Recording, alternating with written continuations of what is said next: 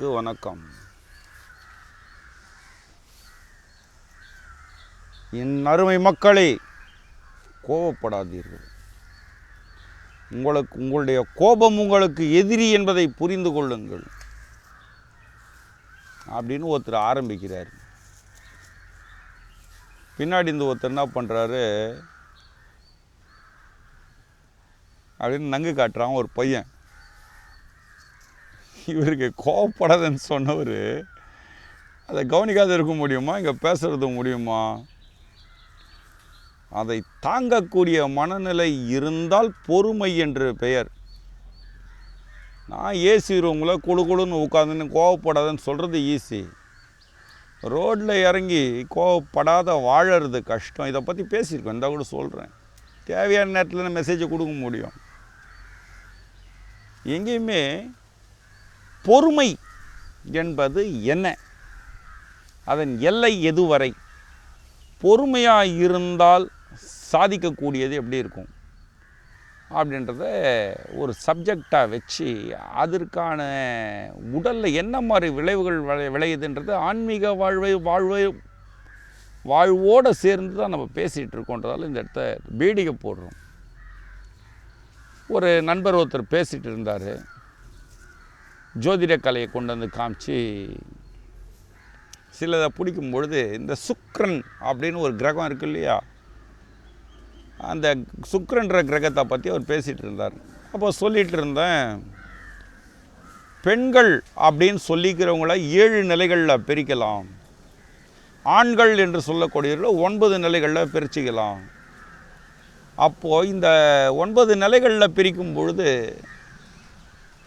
இவங்களுடைய மனநிலை அப்படின்றத பேஸ் பண்ணி தான் எதையுமே சொல்ல முடியும்.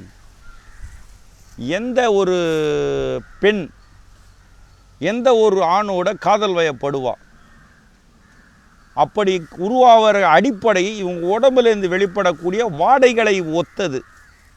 இந்த வாடைகள் தான் ஒன்று இழுக்குது.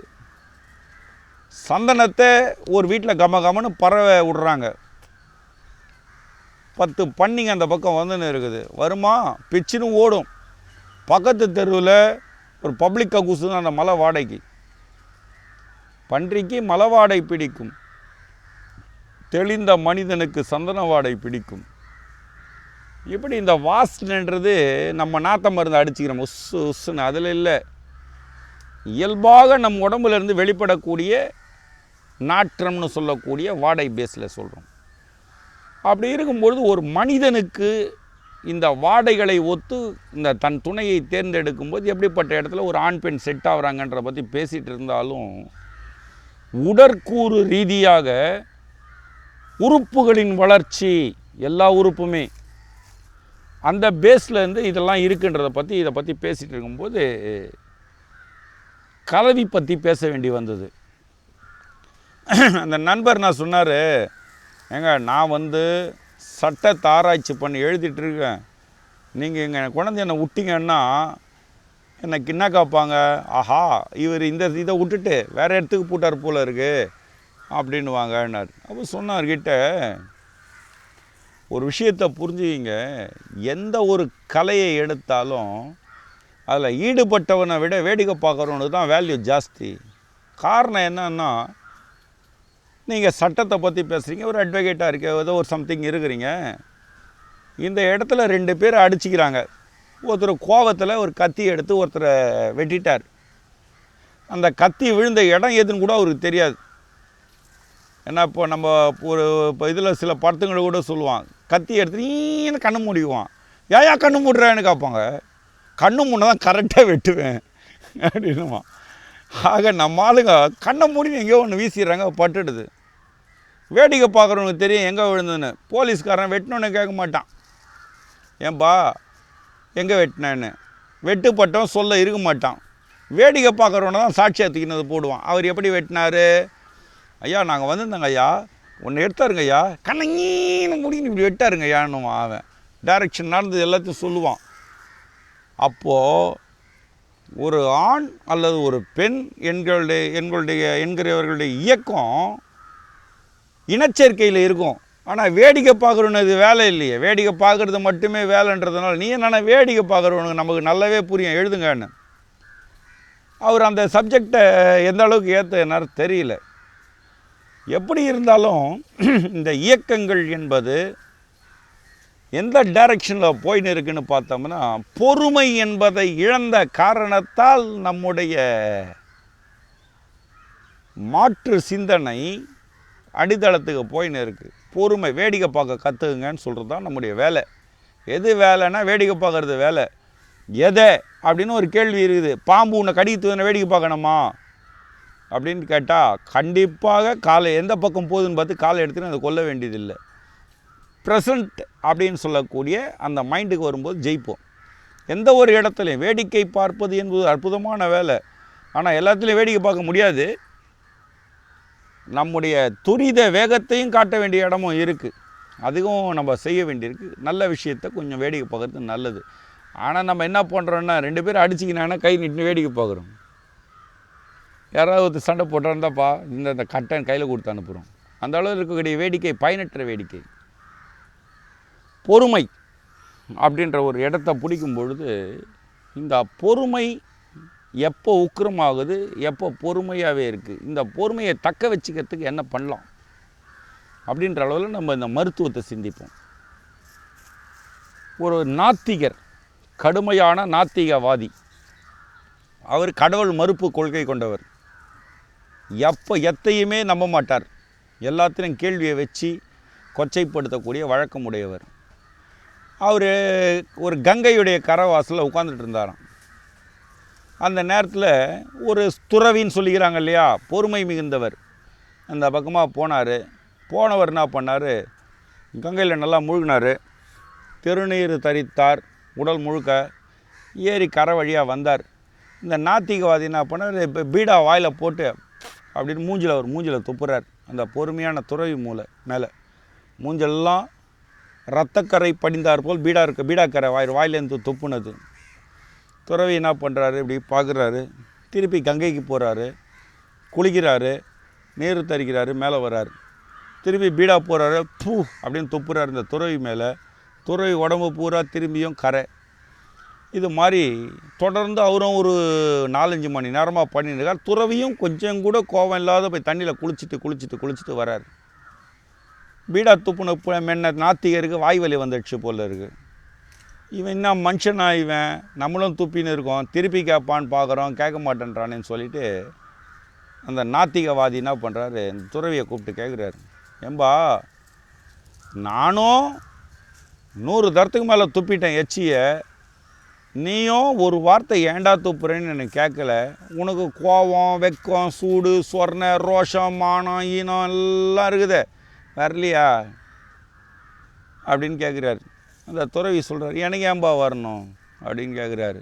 அப்படி மனுஷன் தானாயா, யதார்த்தவாதி அப்படின்றாரு இந்த துறவி. அது என்ன யதார்த்தம்னும் போது சொல்கிறாரு, கங்கையில் ஒரு முறை குளித்தாலே வாழ்நாளில் செய்த பாவம் தீந்துரும்னு சொல்கிறாங்க. நீ என்னை 100 முறை குளிக்க வச்சு எத்தனை ஜென்மத்து பாவத்தையும் தீர்த்திருக்கிய, உன்னை நான் எப்படியாவது திட்டுவேனா, இன்னும் கூட தூப்புறதுனா தூப்புப்பான்றார். அந்த நாத்திகவாதி ஒரு காலில் தமார்னு விழுறார். விழுந்து நான் இனிமேல் நாத்திகம் பேச மாட்டேன், ஒரு ஆத்திகவாதியாகவே மாறிடுறேன் அப்படின்னப்போ சொல்கிறார், நான் கடவுள் ஏற்பாளனாக நாத்திகவாதியிலேருந்து நாத்திகத்தை விட்டு ஆத்திகத்துக்கு வரல, பொறுமை என்றால் என்ன என்பதை கற்றுக் கொடுத்த இந்த துறவியுடைய வாழ்க்கை சுத்த ஆத்திகத்தை ஆன்மீகத்தை அடிப்படையாக கொண்டது. அதனால் அந்த அமைதியான செயலுக்காக நான் ஆன்மீகத்தை ஏற்றுக்கொள்கிறேன், நாத்திகவாதம் இனிமேல் பேச மாட்டேன்னு சொல்லிட்டு இவரே குருவாக ஏற்றுன்னு வாழ்ந்ததா கதைகள் சொல்லப்படுகிறது. அப்போது ஒரு பொறுமையை கொடுக்கக்கூடியது எது அப்படின்ற இடத்துலேருந்து நம்ம சில விஷயத்தை பார்க்கலாம். எந்த இடத்துலையுமே இப்போது சில ஆசிரமங்களில் பார்க்கலாம், இது தவசிகள் அப்படின்னு சொல்லிக்கிறவங்களுக்கும் நாங்கள் தவம் பண்ணுறோம் அப்படின்னு கொலுசு சத்தத்தை திட்டுத்தனமாக பார்க்குறவங்களுக்கும் பயன்படும். இதில் வெக்கப்பட வேண்டியது ஒன்றுமே கிடையாது. என்னப்பா பண்ணுற, இன்னும் பண்ணினுறான்பா, ஊற்று பார்த்தா கண்ணு இப்படின்னா டைட்டாக மூடிக்குவார்.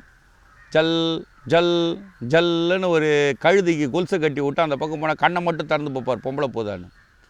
இப்படிப்பட்ட தவசிகள் தான் இன்றைக்கி இருக்காங்க. இது வெக்கப்பட வேண்டியதே கிடையாது. இவங்கெல்லாம் தவசிகள். என்ன பண்ணுறது? ஒருத்தர் பேசிட்டு இருந்தார். என் கடுமையான வார்த்தைகளில் தான் அவரை பேசினேன். அவர் என்கிட்ட சொல்கிறார், நான் ஒரு தவசி இப்படி வச்சுக்கார், இப்படி கண்ணு மட்டும் திட்டுப்பார் ஓடும். நம்ம குன்றத்தூர், போரூர்லேருந்து குன்றத்தூர் போகிற வழி போகிற வழியில் ஒரு பிரிட்ஜு ஒன்று அது கீழே போகும்போது சொல்கிறார், ஆனால் என்னை பொறுத்தவரை ஒரே 3 கான்செப்ட் தானா? கான்செப்டா சொல்லுங்கப்பா அப்படின்னு கேட்டேன். பேர்லாம் வேணாம். அவர் சொல்கிறார், தாயை மதிக்க வேண்டும். ஃபஸ்ட் கிளாஸ் வாசகம். அடுத்து, மனைவியை நேசிக்க வேண்டும். சோப்பார். 3வது, பெண்களை ஒதுக்க வேண்டும் அப்படின்னு அஷ்டார். நமக்கு கொஞ்சம் இந்த முதல்ல சொல்ல மூளை சூடுன்னு அந்த கேஸ் ஆச்சே. உனக்கு கற்று கொடுத்தோம் வாயில் ஐஸ்கிரீமை தான்டா போடணுன்னு அசிங்கமாக பேசினேன். நாகரிகம் வேணும் இல்லையா? என்னண்ணா அப்படி பேசுகிறீங்க? ஏன்னா கற்றுக் கொடுத்தவரே நான் தான் நினச்சின்னு பேசிட்டேன். ஆனால் அவர் நீ இல்லை, நான் எனக்கு வேறு ஒருத்தர் கற்றுக் கொடுத்தாருன்னு சொல்லிட்டாரா, நான் தப்பிச்சிட்டேன் ஐஸ்கிரீம்லேருந்து. என்னடா நான் என்னண்ணா தப்பாக சொன்னேன்னா, தாயை மதிக்க வேண்டும். உனக்கு வயசு என்ன? 47 வயசு. சாரி, 47 வயசில் உனக்கு தாயா ஒருத்தி வரணும்னா 60 வயசு 65 வயசை கடந்தவளால் தான் இருக்க முடியும். அதுவே கம்மியோ? கம்மி தான். 65-70 வயசில் இருக்கவள தான் உனக்கு அம்மாவாக வர முடியும். அவளை நீ மதித்தாலும் ஒன்று தான், மதிக்கலனாலும் ஒன்று தான், மதித்து தான் ஆகணும். ரைட். 2வது, பெண்களை வெறுக்க வேண்டும்னு சொன்னப்பார். அங்கே தானடா சிக்கனேன்னு. ஏன்னா மனைவியை நேசிக்க வேண்டும்.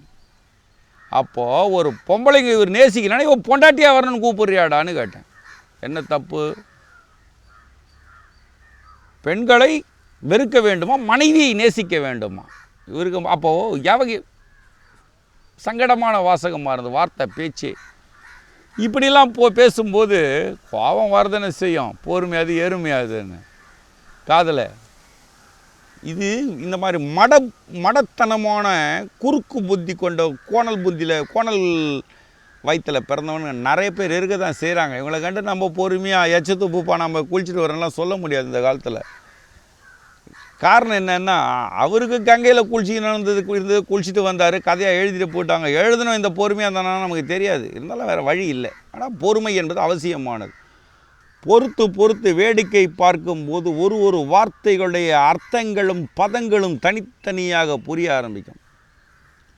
அந்த பதங்களை புரியறதுக்காக இந்த பொறுமை என்பது ரொம்ப அவசியமானதாக இருக்குது. நிறுத்தி ஒரு கம்பெனியில் வேலைக்கு போகிறான். போன உடனே இவர் என்ன பண்ணுவார்னா, அவர் அந்த மேனேஜர் போஸ்டிங்கை தான் கேட்பார். அதுதான் காலியாக இருக்குது நினச்சின்னு. என்னடா படிச்சுக்கிறேன்னா 6வதுன்னுவார். அதில் பெரிய டிகிரி படித்தவங்கலாம் ஒன்றென்னமோ படிச்சுட்டு அந்த இடத்த மெயின்டைன் பண்ண விட்டு போவான். 6வது படித்தவர் கேட்பார், அந்த போஸ்டிங் காலியாக தானே இருக்குது, எனக்கு கொடுத்தா வானானுமான்னு. போங்க, அடிப்படையில் இருந்து தொழிலை பழகுங்கள். ஒரு பெருக்கிறதுக்கும் தெரியணும், டீ கிளாஸை கழுவி வைக்கவும் தெரியணும், டீ கடைக்கு காசு எவ்வளோ கொடுக்கணுன்ற எல்லாமே தெரிஞ்சால் மட்டும்தான் ஒருத்தர் அட்மினிஸ்ட்ரேட் பண்ண முடியும். அந்த இடத்த நிர்வாகத்தை பண்ண முடியும். அந்த பொறுமை இல்லைன்னு சொன்னால் நம்ம அடிபட்டு போயிடுவோம், நம்ம வாழ்க்கையில் தோற்றுருவோம். எனவே இந்த பொறுமை என்பது ரொம்ப அவசியமானது. குருமார்கள் கூட சுற்றுவோம், பல இடங்களில் அவமான பிரச்சனைகள், பாராட்டுகள், புகழ்கள் எல்லாமே கிடைக்கும். இதுதான் இல்லை, முன்னாடி சாமின்னு கீழே விழுந்து கும்பிட்டு அந்த பக்கம் தூத்துவான். இவன் காலெல்லாம் உழ வேண்டி இருக்குது, தெய்வமே இந்த மாதிரி ஆளுங்க காலில் மட்டும் என் 100 வாட்டி உழவே வச்சுட்டு நான் காலில் விழுந்து வந்தேன்னுவான். இந்த பக்கம் வந்து திரும்பி பார்த்தா திரும்பி அதே வேலையை தான் செய்வான். இது தன்னை முன்னிறுத்திக்கக்கூடிய ஒரு போக்கு. இப்படியெல்லாம் இருக்கக்கூடாது. எதுவுமே அடிப்படையில் இருந்து அவமானங்களை தாங்கும் பொழுது மட்டும்தான் மனித மானுடம் செழிக்கிறது. இந்த மானுடம் செழிப்பதற்காக தான் இந்த விஷயங்களெல்லாம் பேசிகிட்டு இருக்கோம். அப்போது உங்களுக்கு இந்த குணம், அதாவது தன்னை உயர்வாக நினைத்து கொள்ளும் பொழுது ஈகோ வருது. ஈகோவால் தான் என்கிற அகங்காரம் வருது. இந்த அகங்காரத்தால் நம்முடைய புத்தி கோணல் மணலாக வேலை செய்ய பொறுமையையும் இழந்து தவிக்கிறோம். ஈகோவை ஒதுக்குனா பொறுமை தன்னால் வந்துடும். ஆங்காரம் அப்படின்றது உடல் இயக்கத்தில் எந்த நிலை சார்ந்ததுன்னா, உடம்புல ஓடுற ரத்தம் இருக்குது பார்த்தீங்களா, அந்த ரத்தத்தோடு சேரக்கூடிய தண்ணியை சார்ந்தது தான் ஆங்காரம். இதை தான் அடிக்கடி சொல்கிறது என்னென்னா, வேதங்களை படைத்தவன் அப்படின்னு சொல்கிறோம் இல்லையா, அவன் தலைகணம் கொள்வதில்லை, வேதங்களை படித்தவன் தலைகணத்துடன் தான் வாழ்கிறான். அதை இன்னும் கொஞ்சம் நான் டீசெண்டாக, படைத்தவன் தலைகணம் கொள்வது இல்லை, படித்தவன் தலைகணத்துடன் தான் வாழ்கிறான் அப்படின்னு நம்ம இந்த வார்த்தையை முடிக்கிறோம். இந்த தலைகணம் என்பது உடம்புல ஓடுற நீர்சார் இயக்கத்தின் அடிப்படை. மனம், புத்தி, சித்த, அகங்காரம்னு 4 பிரிக்கிறோமே. இந்த 4ல் பேசாதவங்களே கிடையாது. நம்ம ஏற்கனவே பேசுகிறோம். மனம்னா என்னன்னு சொன்னியா, புத்தின்னா என்னன்னு சொன்னியா, சித்தம்னா என்னன்னு சொன்னியா, அகங்காரம்னு என்னன்னு சொன்னியான்னும் போது, இந்த ஆங்காரம் என்பது நம்ம உடம்பில் எதனால் வருதுன்னா, உடம்பில் ஓடுற ரத்தத்தில் கார சுவை அதிகமாக இருக்கும்போது இந்த பிரச்சனை வந்துடும். இந்த கார சுவையை கொஞ்சம் மட்டுப்படுத்துவதற்கு புளியை சேர்த்துக்கும் போது இந்த புளிப்பு கலந்த காரல் சுவை என்பது இந்த ஆங்காரத்தை கட்டுப்படுத்தும். அப்போது ஒரு விஷயத்துலையும் நம்முடைய சுவைகளின் மாற்றத்தை இந்த தேகத்துக்கு தகுந்த மாதிரி எடுத்துக்கும் பொழுது, தவசி என்று சொல்லிக்கொள்பவர்கள், நாங்கள் தவம் பண்ணுறோன்னு சொல்லிக்கிறவங்க, நாங்கள் வெறும் கொண்டைக்கடலை மட்டும் 6 மணிக்கு சாப்பிடுவோம், அப்புறமே சாப்பிடவே மாட்டோம். வெறும் தேங்காயை உடச்சி வச்சு அதை மட்டும் சாப்பிட்டுக்குவோம். நாங்கள் அரிசியை சாப்பிட்டுக்குவோம், அவலை சாப்பிட்டுக்குவோம், நாங்கள் பட்னியாக இருப்போம், 2 பழத்துக்கு மேலே சாப்பிட மாட்டோம் அப்படின்னு இருக்காங்க பார்த்தீங்களா. இவங்க தான் இந்த மாதிரி தற்கூரித்தனத்துக்கு அடிப்படுறது. ஒரே ஒரு விஷயம் என்னென்னா, நன்றாக சாப்பிடுங்கள், நன்றாக தூங்குங்கள். எந்த உணவும் ஏர்வையானது தான் அசைவ உணவுகளை தவிர. அசைவ உணவுகளை சேர்த்து கொள்ளும் பொழுது தான் நமக்கு ஆங்காரம் தலைக்கு ஏறுகிறது. அதே சுத்தமான சைவ உணவுகளில் கூட இந்த பிரச்சனைகள் உண்டு. காரணம் என்ன, வெங்காயத்தை கண்டிப்பாக சாப்பாட்டில் சேர்த்துக்கணும், பூண்டு கண்டிப்பாக சேர்த்துக்க வேண்டியது, கத்தரிக்காய், நம்ம சித்த வைத்தியம் சொல்லக்கூடிய இயற்கை மருந்துகளை உண்ணும்போது தவிர்க்க வேண்டிய விஷயம். இந்த மாதிரி சில விஷயங்களை நம்ம சரியான முறையில் சேர்த்துக்காத பட்சத்தில் கண்டிப்பாக இந்த பிரச்சனைகள் நம்ம வந்து தான் சேரும். பொறுமை என்பது இதுவாகிடும். இருதயத்தில் கொழுப்பு சேர்ந்தால் அதை தடுக்கிறதுல வெங்காயம் மிக ஒரு அற்புதமான ஒரு சாதனம். அதே போல் நீர்த்து போன ரத்தத்தை திக்காக்கிறதுல பூண்டு ஒரு அற்புதமான சாதனம். இந்த வெங்காயம் பூண்டெல்லாம் நம்ம விட்டுடுறோம். சரி, இவ்வளோ பீடிகை இதுக்கு தேவைதானா இந்த பொறுமையாக இருக்கிறதுக்கு அப்படின்னா, இந்த பொறுமையை நமக்கு கொடுக்கறதுல புன்னை மரம் அப்படின்னு ஒன்று இருக்குது. அது பின்னை மரம், புன்னை மரம்னு சொல்லுவாங்க. அந்த பின்னை மரத்தை பற்றி தான் அடுத்த சப்ஜெக்டில் பேச போகிறோம். இந்த பின்னை மரத்துடைய காற்று நமக்கு மிகவும் பலன் அளிக்கக்கூடியது. அதே போல் அதனுடைய இலைகள் இருக்குது பாருங்கள். அந்த இலைகளை ஒரு 10 இலையை பறித்து தண்ணியில் போட்டுட்டு நல்லா விட்டுட்டோம்னா போதும். பச்சை தண்ணியில் போட்டாலும் சரி, சுட தண்ணியில் போட்டாலும் சரி, போட்டுட்டு இரவு நேரங்களில் அந்த தண்ணியை தலைமையில் ஊற்றி குளிச்சுட்டு வந்தோம்னா அந்த வாடையானது இந்த மாதிரி தேவையற்ற நோய்களை விலக்கக்கூடிய தன்மை உடையது. எந்த ஒரு செடியுடைய பாலும் நேரடியாக கண்ணில் படும்போது கஷ்டத்தை கொடுக்கும். இலையில் பட்டு அது தண்ணியில் கலக்கும் பொழுது இதுவே மருந்தாகும். உடம்புக்கு ஊற்றி குளிங்க, தலைக்கு ஊற்றி குளிக்கிறதுனாலும் குளிக்கலாம், தப்பு கிடையாது.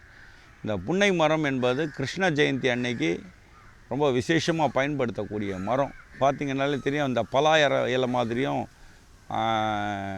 முந்திரி கொட்டை இலை மாதிரியும் சிறு அளவில் இருக்கக்கூடியது இந்த புன்னை மரம். புன்னை மரத்தை பற்றியும் புன்னைக்காயை பற்றி நம்ம பேசுவோம். புன்னை எண்ணெய் இருக்குது. இந்த எண்ணெய் ரொம்ப ஒரு அற்புதமான ஒரு மருத்துவம். இந்த புன்னை மரத்துடைய எண்ணெயோட கசகசா ஆயில் சேர்த்துட்டு நமக்கு இந்த செங்கீழா நெல்லின்னு ஒன்று கிடைக்குதா இல்லை கீழவாய் நெல்லின்னு ஒன்று இருக்குது. கீழா நெல்லி பார்த்துருப்பீங்க, குட்டி குட்டியாக இருக்குது. அந்த கீழவாய் நெல்லின்றது பெருநெல்லிக்காய் மாதிரி சின்ன சைஸில் தனித்தனியாக காய்க்கக்கூடியது. இலை கொஞ்சம் பெருசாக இருக்கக்கூடியது. கொஞ்சம் கஷ்டமானது தான் கிடைக்கிறது. கிடச்சி அங்கங்கே போட்டால் வளரும். அந்த கீழவாய் நெல்லி இலையை கொண்டு வந்து அந்த காயோட சின்னதாக கட் பண்ணி வேரையும் சுத்தமாக கழுவி போட்டுட்டு நல்லா அந்த எண்ணெயில் சுத்தமாக வறுத்து எடுத்துட்டு தேகத்து பூரா தடவிட்டு இந்த புன்னை இலையை கொதிக்க வச்சு தலைமையில் ஊற்றி குளித்தோம்னு சொன்னால் அதுலேருந்து வெளிப்படக்கூடிய அந்த மருத்துவ வாடை என்பது நம்முடைய மனதுடைய திறனை மாற்றி அமைக்கும். அறுசுவைகள் குறையிற பட்சத்தில் நமக்கு பொறுமை இழந்து போயிடும். அறுசுவையோட உணவுகளை உண்ணுவது என்பது சிறந்த நிலை. இதுக்கு மீறி ஏற்படக்கூடிய வாட்டர், உடம்புல ஏற்படக்கூடிய இந்த தண்ணியினால் வெளிப்படக்கூடிய நாற்றம் சொன்னோம் பார்த்தீங்களா, முதல்ல வாடையினால் இந்த மாதிரி தேவையற்ற இந்த கலப்புகள், காதல்ன்ற ஒரு கர்மம் ஏற்படுதுன்னு, இந்த தேவையில்லாத இந்த வாடையை வெளியே தருதல் இந்த புன்னை எண்ணெயும் கசகசாவுடைய ஆயிலும் சரிசமன் அளவை கூட்டி அதில் கீழக்காய் நெல்லி அல்லது கீழவாய் நெல்லின்னு சொல்லுவாங்க. கீழா நெல்லின்றது குட்டி குட்டி குட்டி குட்டியாக கடுக்காக இலைக்கு பின்னால் இருக்கும். இந்த கீழக்காய் தனியாகவே வளரும். ஒன்று காம்பு விட்டு குட்டி குட்டியாக மிளகு சைஸில் ஒரு 3/4 மிளகு சைஸில் கூட அந்த காய் நெல்லிக்காய் மாதிரி இருக்கும், பார்த்தா தெரியும். இல்லைனா சிவந்த கீழா நல்லின்றதும் அது கிடைக்காத பட்சம் சிகப்பு கீழா நல்லின்னு நல்லா வேலை செய்யும். இதை சின்ன சின்னதாக கட் பண்ணி இதில் போட்டு நல்லா கொதிக்க வச்சுட்டு அந்த ஆயிலை மட்டும் உச்சந்தலையில் உடம்புகளில் சில அங்கங்களில் தடவணும்னு சொன்னால் உடம்பில் இருக்கக்கூடிய துர்நாற்றங்களை விலக்குவதில் அற்புதமான ஒரு மருந்து. எதுவுமே போட்ட உடனேயே பலன் கொடுக்காது. எந்த ஒரு விஷயமும் தொடர்ந்து பயன்படுத்துறதுக்கு தான் பயன்படுத்த தான் நமக்கு எல்லாமே குதிரும். ஒரு 3 வயசில் கொண்டு போய் எல்கேஜியில் சேர்க்குறாங்க, 4வது வயசு யூகேஜி வருது, 5வது வயசில் ஃபஸ்ட்டு கிளாஸ் வருது, அதுக்கு முன்னாடி ப்ரீகேஜியில் இருக்க குழந்தை ஏறக்குறைய அதுக்கு அப்புறமா இது ஒரு கல்வின்ற அடிப்படை அறிவை தெரிஞ்சுக்கிறதுக்கு 14 வருஷம் போராட வேண்டியிருக்கு. +2 வரலும். அதுக்கப்புறம் ஒரு 3 வருஷம் காலேஜுகளில் குப்பை கொட்ட வேண்டியிருக்கு 21 வயசு வரையிலும். வாழ்க்கையில் வாழ்க்கைக்கான படிப்பினை, அதாவது வயிற்று சோத்துக்கான வழியை பிடிக்கிறதுக்காக ஒரு மனுஷன் 17 வருஷம் 20 வருஷம் போராட வேண்டி இருக்குது. ஆனால் வாழ்க்கை கல்வியை பிடிக்கிறதுக்கு 3 மாதம் கோர்ஸு 2 மாதம் கோர்ஸ் இன்னும் கம்மியாக இருக்குதா? 2 நாள் கோர்ஸ் ஒன்று இருக்குதுப்பா, 2 நாளா? அதுக்கும் கம்மியாக இருக்குதா? 2 மணி நேரத்தில் ஒரு கோர்ஸ் இன்னும் எவனும் வரல கொண்டாந்து, இல்லை வந்துட்டாங்களா நமக்கு தெரில. அதுக்கும் கீழே எதாவது இருக்குதாண்ணா 2 நிமிஷத்தில் பார்த்தா சரியாயிடுமா? அது 2 நிமிஷமா? அதுக்கும் பேசுமோ ஒன்றுமோ தெரில. 20 வருஷம் 17 வருஷம் படித்தா தான் அடிப்படை கல்வி, அதாவது வாழுவதற்கான உணவு சம்பாதிப்பான கல்விக்கே 17 வருஷம் ஒரு மனுஷன் வாழ்க்கையில் ஸ்பெண்ட் பண்ண வேண்டி இருக்குது. ஆனால் வாழ்க்கையுடையும் நம்முடைய வாழ்க்கையுடைய தன்மைகளையும் உடல் இயக்கத்தையும் புரிஞ்சுக்க 2 வருஷம் கோர்ஸு கேட்குறானுங்க இவனுங்களை என்ன பண்ண முடியும்? அது அப்படிலாம் பண்ணி கொடுக்க முடியாது யாராலையுமேன்றதை தயவுசெய்து புரிஞ்சுங்க. பார்த்த உடனே தெரிஞ்சுக்கணும்னு நினைக்கிறதும் பைத்தியக்காரத்தனம், பார்த்த உடனே அதை நான் செய்திருவேன்னு சொல்கிறதும் மடமை தான். ரெண்டையும் ஒதுக்கிட்டு ஒரு வாடையை மூக்கில் படும் பொழுது உங்களை அறியாமலே மூக்குள்ள அந்த காற்று ஏறும். அந்த காற்றை பதம் பிரிக்க தெரியாத இடத்துல நம்முடைய பொறுமை என்பது செத்து போயிடும். அந்த பொறுமையை வர வைக்கிறதுக்கும் இந்த காற்றுடைய பதத்தை பிரிப்பதற்கும் புன்னை மரம் என்பது ஒரு மிகச்சிறந்த ஒரு மருத்துவம். எண்ணெயில் புன்னை மரத்து எண்ணெயும் கசகசா, திருப்பியை சொல்கிறேன், புன்னை மரத்து எண்ணெயும் கசகசா எண்ணெயும் சரிசமன். கசகசா எண்ணெய் இந்த யுனானி மருந்து கடைகளில் கிடைக்கும். சரிசமன் கூட்டும் அது கொழுப்புக்கு சத்தம் ரொம்ப கம்மியானது. கசகசா என்பது போஸ்கா என்று சொல்லக்கூடிய ஓபியம் என்று சொல்லக்கூடிய காயிலேருந்து வருது. இந்த ஓபியத்தை தான் அபின்னு சொல்கிறாங்க. இந்த அபினுடைய பால் இருக்கிறது தான் கசகசாவுடைய நிலை. அதனால் அந்த கசகசாவும் போதைன்னு நினைக்க வேண்டாம். கசகசாவில் எடுக்கிற ஆயில் போதையும் கிடையாது, கவலைப்படாத வாங்கலாம். இந்த கசகசா ஆயிலையும் இந்த புன்னை மரத்து எண்ணெயும் சரிசமன் அளவு கூட்டி கீழக்காய் நெல்லியை போட்டு உங்களுக்கு ரொம்ப அவசியமாக இருந்தால் ஒரு சின்ன துண்டு வசம்பு, இவ்வளோண்டு சின்ன துண்டு வசம்பு, 4 ஏலக்காய் மட்டும் போட்டு கொதிக்க வச்சு வடிகட்டி அந்த எண்ணெயை நெத்தி பகுதிகள்லையும் இந்த உச்சம்பகுதிகள்லையோ இந்த தொண்டை குழிகள்லையோ சில இடத்துங்களில் ஒரு நமக்கு சொல்லுவாங்க மந்திரங்களில் கோவிந்தா, விஷ்ணு, மதுசூதனா, திருவிக்கிரமா, வாமனா, ஸ்ரீதரா, ரிஷிகேஷ, பத்மநாப, தாமோதரான்னு 12 இடத்துங்களில் நம்முடைய பெருமாள் நம்முடைய ஆற்றலில் ஒளிஞ்சிருக்காருன்னு பட்டாடிக்கிற இடம் 1 2 3 4 5 6 7 8 9 10ன்னு போட்டணும் இல்லையா? இந்த மாதிரி ஒரு ட்ராப்பு அங்கங்கே இந்த ஆயிலை தடை விட்டுட்டு நல்லா உருகி விட்டுட்டு மூக்கு பகுதிகளில் அப்படின்னு ஒரு ஸ்மெல் நல்லா இழுத்தோம்னா நமக்கு பொறுமை வந்துடும். உடல் ஏற்பட்ட தோஷங்கள் தீரும். இந்த தோஷங்கள் என்பது ஒவ்வாமையை குறிப்பது. அது அலர்ஜின்னு இங்கிலீஷில் பேர், ஒவ்வாமைன்னு தமிழில் பேர். அந்த தோஷம்னு சான்ஸ்கிரிட்டில் பேர். இதெல்லாம் விலகும் பொழுது மனித மனம் பொறுமை என்பதை உணர வாழ்வாங்கு வாழ்ந்து நம்முடைய தேவைகளை நிதானமாக நாம் பூர்த்தி செய்து கொள்ளலாம். எனவே இந்த எண்ணெய்களை பயன்படுத்துங்க, வீட்டிலேயே செய்து காய்ச்சிக்கலாம். கடைகளில் கூட இந்த இடத்துல புன்னை மரம் எல்லா இடத்துலையும் நிறைய கிடைக்குது. அது முடிஞ்சால் கோவில்களில், பெருமாள் கோவில்கள்லையோ கிருஷ்ணன் கோவில்கள்லையோ வளர்க்குறது ரொம்ப விசேஷ பலன். அந்த மரத்தை வளர்ப்போம், அந்த எண்ணெய்களை வாங்குவோம், பயன்படுத்தி நம்முடைய தேவையற்ற குணத்தை ஒழித்து வாழ்வாங்கு வாழ்வதற்கு எல்லாம் வல்ல அருள்ஜோதி ஆண்டவர் துணை நிற்கட்டும் என்று கூறிக்கொண்டு அடுத்த தொகுப்பில் சந்திப்போம் என்று கூறி விடைபெறுகிறோம். நன்றி, வணக்கம்.